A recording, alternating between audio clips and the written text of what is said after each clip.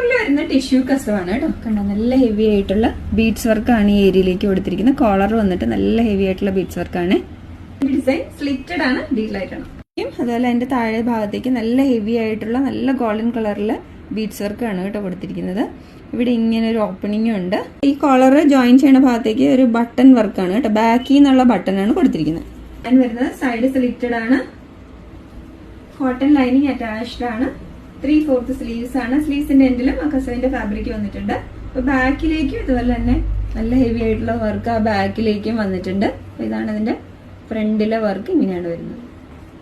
Medium, large, XL and double XL സൈസസിലാണ് available ആയിട്ടുള്ളത്.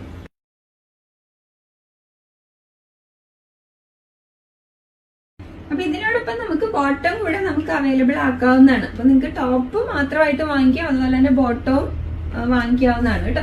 Tissue കസവിന്റെ തന്നെ വിത്ത് കോട്ടൺ ലൈനിങ് ഉള്ള ബോട്ടം നമുക്ക് അവൈലബിൾ ആണ്. സെപ്പറേറ്റ് ആണ് അതിന്റെ പ്രൈസസ് വരുന്നത്. അപ്പോൾ കോൺടാക്ട് ചെയ്താലും മതി വാട്സപ്പിലേക്ക്.